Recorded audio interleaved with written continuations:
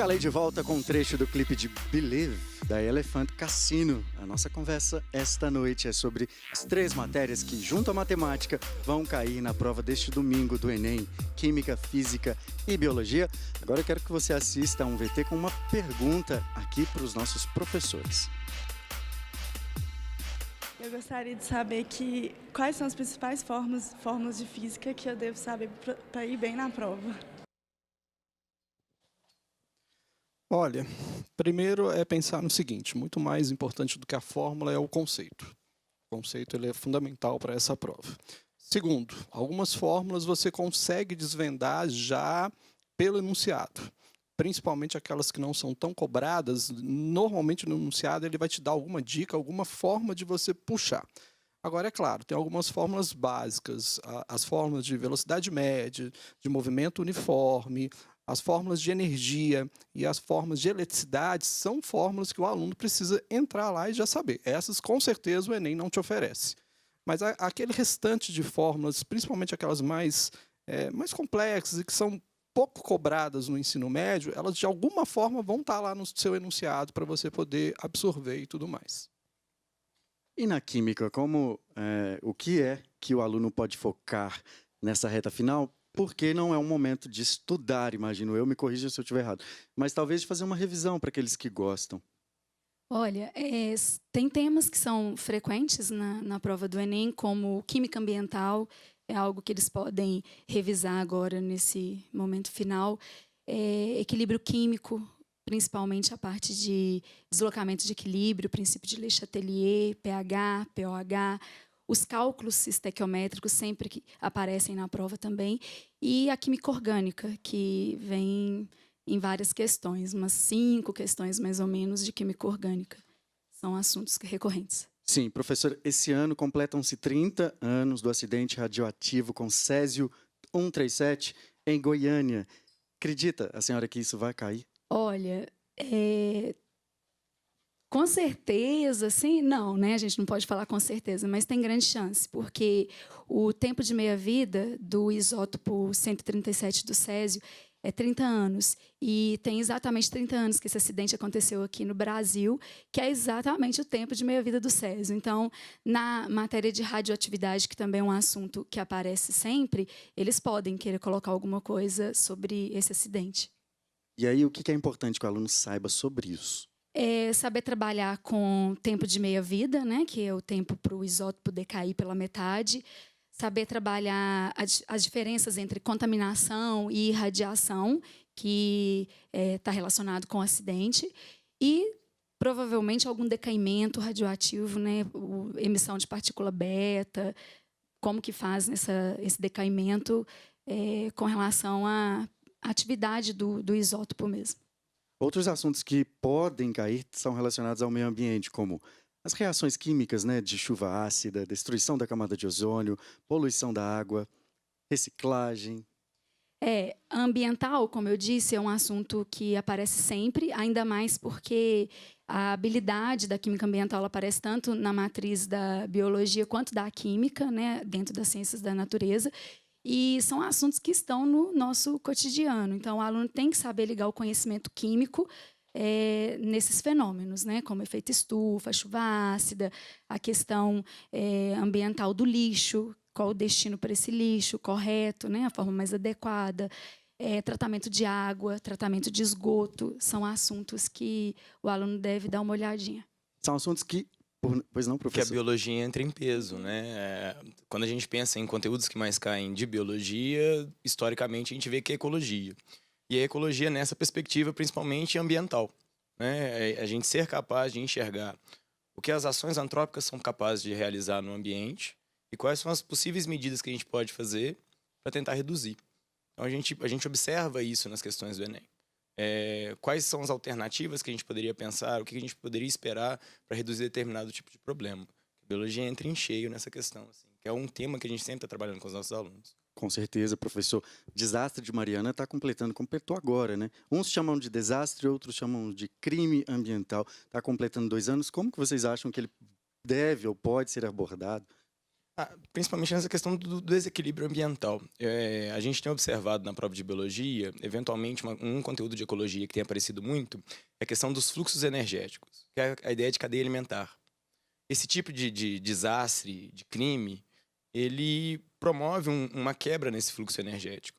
Então, uma perspectiva interessante é o aluno entender muito bem como é que funciona esse fluxo energético, para ele saber avaliar, por exemplo, esse tipo de alteração que pode acontecer num ambiente que estava estabilizado e, de repente, se encontra desestabilizado.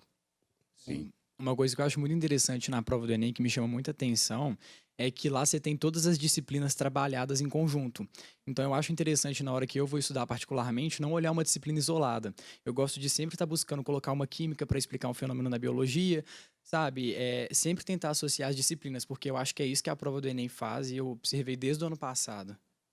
Que desafios você percebe que estão lá presentes na prova do Enem? É realmente a duração? Olha, o principal desafio que eu enfrento particularmente é a questão do preparo físico. Porque, igual o conteúdo, eu falei que eu nunca estudo pensando numa prova. Eu sempre estudo pensando na questão do conhecimento mesmo. Só que na hora da prova, você tem que estar muito bem preparado fisicamente. Porque é uma prova que exige muito de você, a questão da cabeça, a questão do seu corpo estar bem. Por isso que vocês estavam até falando que nessa reta final, se era interessante ou não o aluno dar uma revisada, dar uma estudada, o que eu faço um dia antes da prova ou na semana da prova é sempre dar uma relaxada, é muito pelo contrário. Porque eu acho que é uma prova que você tem que estar disposto para fazer. Você tem que chegar com disposição, tranquilo, calmo. E é o principal desafio que a maioria deve enfrentar, né? Perfeito. Bom, na física, professor, eu imagino que tenha questões relacionadas à energia elétrica, né? Geração de energia, potência de aparelhos. A física, nesses últimos anos, ela vem cobrando muito a física clássica de Newton, pode ter certeza que vai ter questões relacionadas a isso. Vai se cobrar a questão de energia, aí toda essa parte de transformação de energia, que vai pegar a biologia, que vai pegar a química, e aí são aquelas questões que a gente, às vezes, para e olha assim, isso é química, isso é física, isso é biologia, ou isso é tudo ao mesmo tempo? É tudo ao mesmo tempo, realmente, essas questões. Termodinâmica, até que hoje em dia a gente está vendo que está caindo poucas questões, o que pode ser uma situação de cair agora muito, porque o Enem faz muito essa situação, não dá para se prever o que vai cair. Ondas, esses últimos anos, vem se cobrando muito, então a gente também acredita que possa cair muito, e finalmente a parte de eletricidade. E aí vem sempre essa questão de equipamentos, o consumo, a energia elétrica, resistência, resistores, isso tudo cai também. Pode ter certeza que vai ter pelo menos uma questão lá referente a isso. Então, é um conteúdo muito extenso. Uma das coisas que os professores de física reclamam muito é essa questão do quanto é extenso o conteúdo. E eu acho que as outras áreas também comportam essa mesma ideia de que assim, é muita coisa. Às vezes a gente acha que poderia diminuir um pouco, porque acaba ficando muito extenso para o aluno ter que estudar aquilo tudo, e acaba que, às vezes, é uma questão de sorte dele estudar aquilo e caiu na prova. Pode ser, né? Exatamente. Vinícius, eu vou dar uma caminhada aqui. 3 vezes você fez prova do Enem. Me conta por quê. Na verdade, a terceira vez que eu fiz para entrar na faculdade, pretendendo para entrar na faculdade. As outras foram para treinar? Sim, foi mais uma preparação mesmo, porque assim que eu formei no ensino médio, eu mudei da cidade onde eu estava morando e já entrei, não pelo Enem, por vestibular mesmo no Cefet. Mas depois, para entrar na faculdade agora, eu fiz pelo Enem mesmo. Você se formou, hein? Eu formei em eletromecânica, um técnico no Cefet, e agora estou fazendo análise de desenvolvimento de sistemas na UNA. E músico. E música também. Gosta mais da eletromecânica, enfim, ou da música? Eu gosto mais da música, com certeza. Isso é inegável. Tá certo.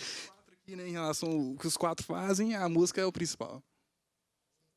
Eu diria que os dois são difíceis, né? Porque eu não sei tocar nem galinha, gente. Mas, enfim, vamos tocar então? Vamos ouvir mais música?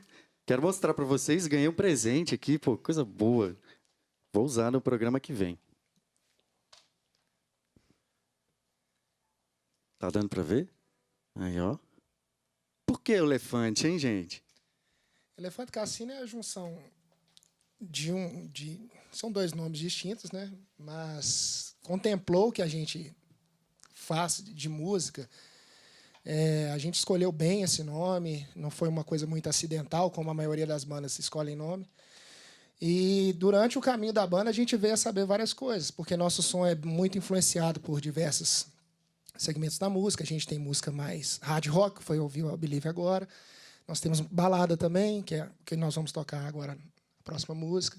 Nós temos música mais metal, mais para o público de metal. Então, tem identidade forte a banda, mas sofre influências. Então, Cassino já seria isso, a gente arrisca bastante. E Elefante é um bicho grandão, pesadão, mas tem a leveza dele. Então, a gente tem músicas pesadas, com bastante pegada, mas também nós temos baladas, a gente tem música mais introspectiva, digamos assim. E agora a gente vai ouvir o quê? Uma A gente balada? vai ouvir Stardust, que está nesse disco aí, inclusive. Stardust. Vamos lá. Bora. Elefante Cassino.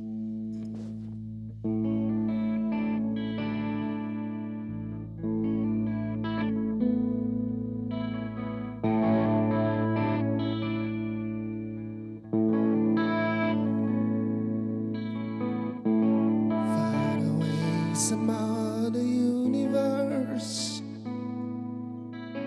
Reality we can't control.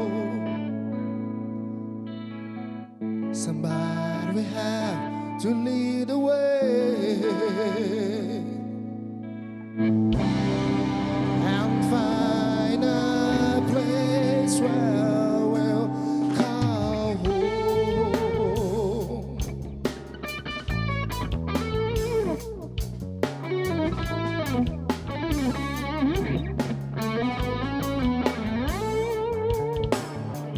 The shining lights upon our head are taking form. There's a direction we can take. Cosmos calls us again to get beyond. Connection with the stars make me feel at peace.